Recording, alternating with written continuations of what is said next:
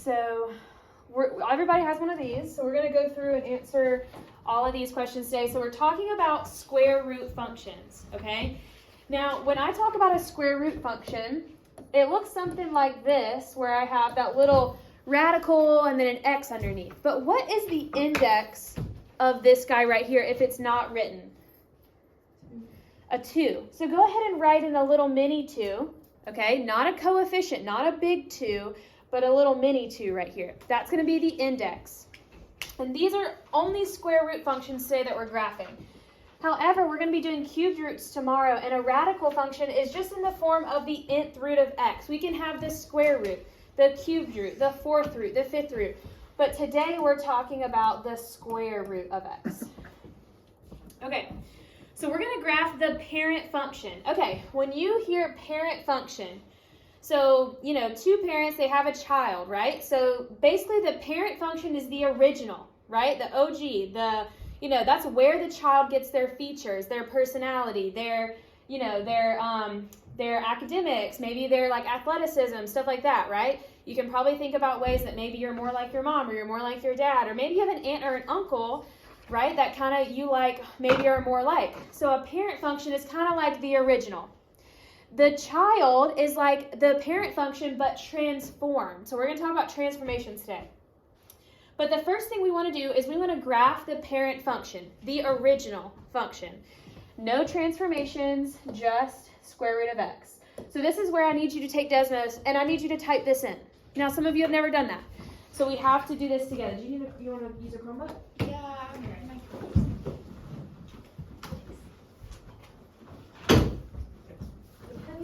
Maybe I actually have a... Oh, yeah, use this. That's cool. Oh, you should do it in front. Okay, so everybody find the square root function. Okay, if you don't have a keyboard in the bottom left, if you don't have a keyboard, you have to type in SQRT, and it will pop up as a square root. So you don't have to do the y equals, but you can. And then you have to type in this to get the square root function. So Carter had to do that. I'm going to go check everybody's computer. Lawson has the keyboard, so he didn't have to do that. Gideon's getting logged in. Katie has the keyboard.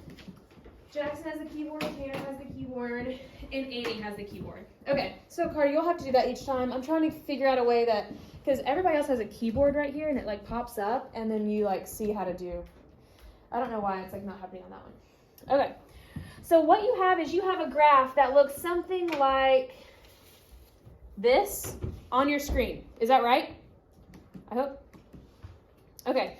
This is how I want you to look at the graph. I want you to look at this as a set of x's and a set of y's. So when I plug in 0, I get a y of 0. That's why there's a point at 0, 0. So what that means is that if I plug in 0, what's the square root of 0?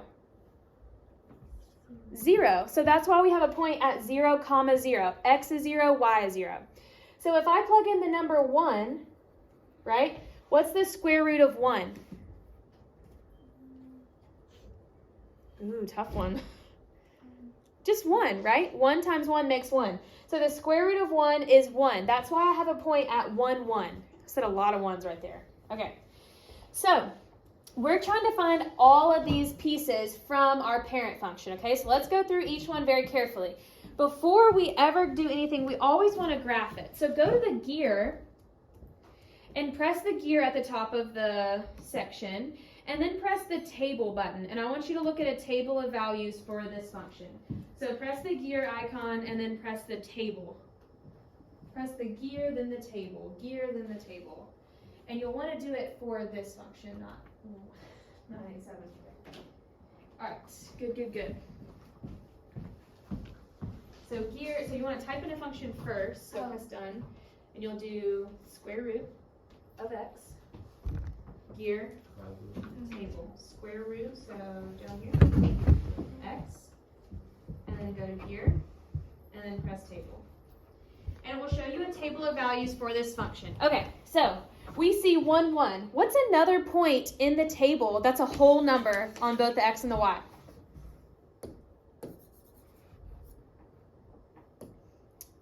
Can anyone see what 4?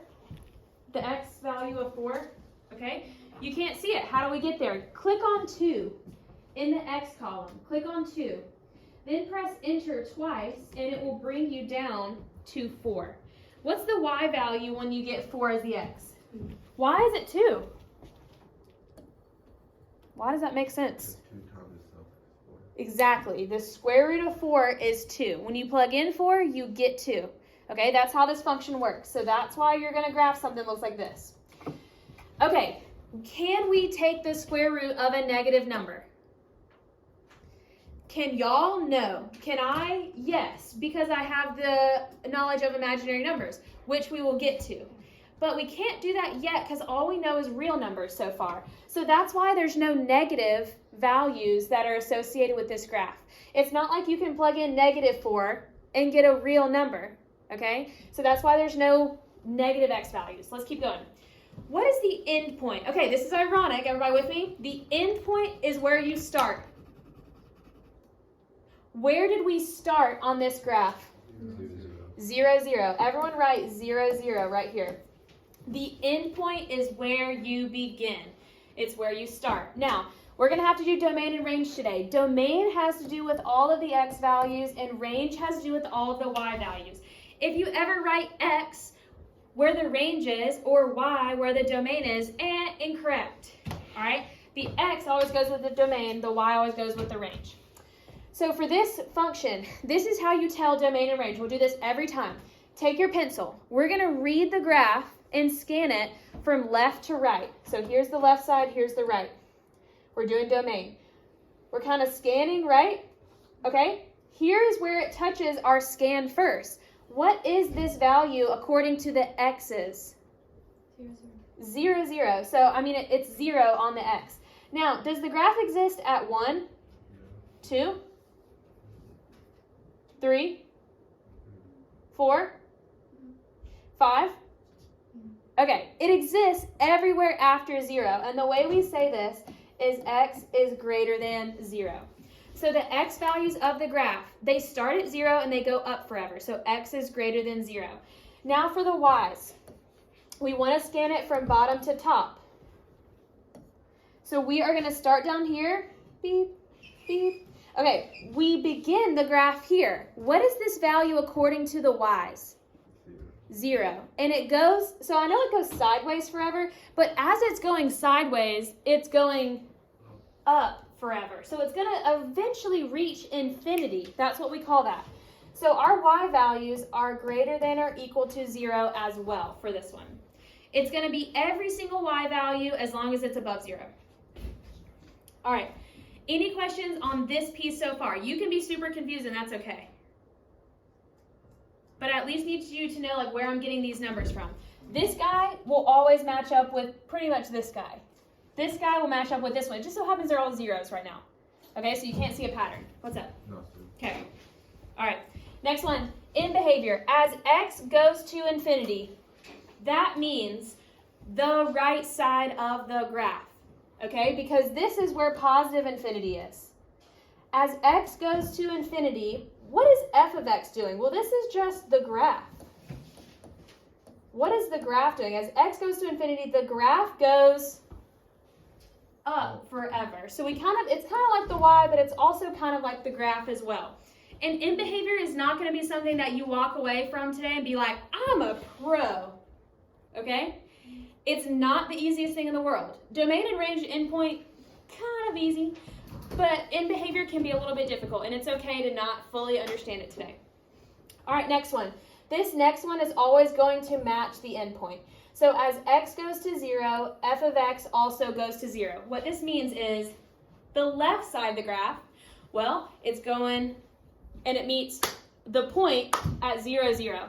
So as x goes to 0, y goes to 0 right there. It's okay if that part didn't make sense, but if it did, that's a step in the right direction. Now, for these functions, some functions have both increasing and decreasing intervals, right? So this is what an increasing interval would look like. Burp. Okay, this is what a decreasing interval would look like. Burp.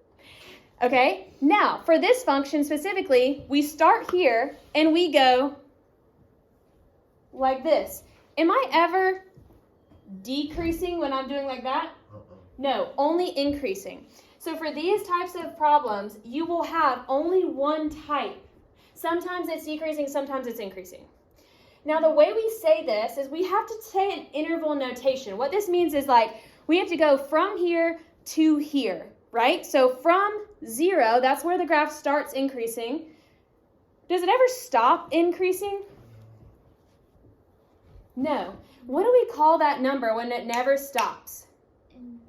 Infinity. So this is how we write it. 0, infinity. There's a bracket around 0. That means including 0. 0 is included in the increasing interval, okay? This is like the most foundational stuff you'll learn in this unit.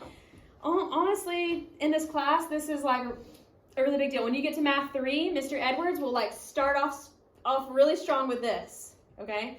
He'll do a lot of polynomial stuff. You'll have to graph polynomials, so you want to be able to be good with a lot of these things. And this is our first one, so don't stress. Okay, can I answer any questions before we go to transformations? I love transformations. Are we good? Okay. If you're not, please ask a specific question. Some of you might be like, I don't know what questions, but if they come to you, let me know, okay? All right, this next part right here is super important. There is an A, an H, and a K. Everyone just stare at those for just a second, okay? Stare at them. They all mean something for us, okay? The A is going to do something specific. The H is going to do something specific, and the K is going to do something specific. Now, there's something very special about the way this is written, okay? There's a point hidden in here called H, K, and that is our endpoint, okay? I'm going to try to give you some examples, okay? Hey, I need you to sit up, okay? Because you gotta write a lot of this down, too, from us. Just go ahead and pick up with where we are right here. All right, so there's a lot of stuff that I have to talk to you about in regards to endpoint today, but we're just going to kind of keep rolling, and I want y'all to be able to see the endpoint, like, clearly at the end of the day. If you don't get it right now, that's okay. All right, so let's go through and say what all these things do. So A has a job, H has a job, and K has a job. Now, everyone look inside the radical. Inside the radical, it's kind of like opposite day, okay? They're wearing all their clothes inside out. They're driving to work upside down, okay? And then like all their underwear is like inside out, all right? So that is what's happening inside the radical. Inside the radical has to do with the horizontal, the left and the right. That's why there's an H, okay? And then the A and the K, they have to do with something vertical, okay? And it's not opposite day for them. They got it right, okay? All their clothes are right side out. So for the H, now think about H. I said horizontal. So when you think H, you think horizontal shift. Okay, go ahead and write that down. Now it's opposite day. So normally when you think of horizontal and you think of positives, you normally think going to the right. But we want to think opposite, and positive means shifting to the left, and negative means shifting to the right. Okay? So opposite day is happening inside the radical. Now let's step outside the radical really quick. And let's talk about K. Now K is going to be a vertical shift. Vertical shift. Think about like y equals mx plus b. B and K, K is not a y-intercept necessarily, but it affects where the graph starts according to the y-axis, okay? So K is the vertical shift. It's not opposite day. So plus means what? Right. Up. Okay? And then minus means down. Plus means up, minus means down. We're about to do a ton of these, so if this isn't connecting, I understand. We're about to do some more. Now the endpoint is so important for us today, okay? The endpoint is a point. Guess what points have? Points have an X and a Y, okay? They got two numbers. So our point is going to have an H and a K. The H is just like the X value. The K is just like the Y value. But where do we get them? We get them from here. And I'm about to show you how. Now, let's talk about A really